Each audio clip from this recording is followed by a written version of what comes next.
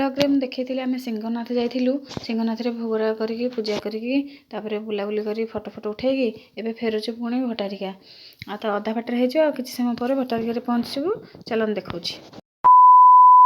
ଏବେ ଆସିକି ଆମେ ପହଞ୍ଚିଗଲୁ ଭଟ୍ଟାରିକାରେ। ଏଇଟା ହେଉଛି ଭଟ୍ଟାରିକାର ମେନ୍ ଗେଟ୍ଟା। ଆଉ ଦେଖି ଆମର ଏଠି ଠିଆ ଥିଲେ ସେ ଟିକେ ହାଏ କହିଦେଉଛନ୍ତି।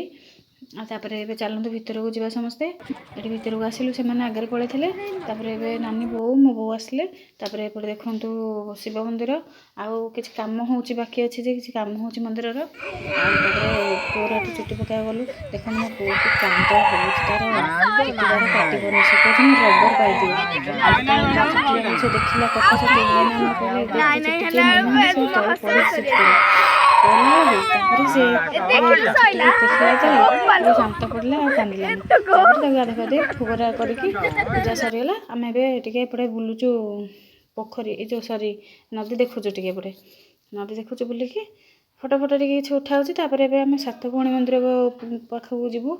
ତ ସେ ପୁରା ପାହାଡ଼ ଉପରେ ନା, ଦେଖେଇକି ମୋ ଶାଶୁ ଚଢ଼ି ପାରିଲେନି। ଆଉ ଆଣ୍ଠୁ କ'ଣ ସାଙ୍ଗରେ ଗଲେ, ଆମେ ନାନୀ ମୁଁ ଭାଇନା ମୋ ଝିଅ ସିପୁନ ବୋଉ ଆମେ ଏମିତି ଯାଇଛୁ, ସବୁ ବଡ଼ ଝିଅ ସାନ ଝିଅ ଯାଇଛୁ। ତ ମାଆଙ୍କର ଦର୍ଶନ ହେଇଗଲା।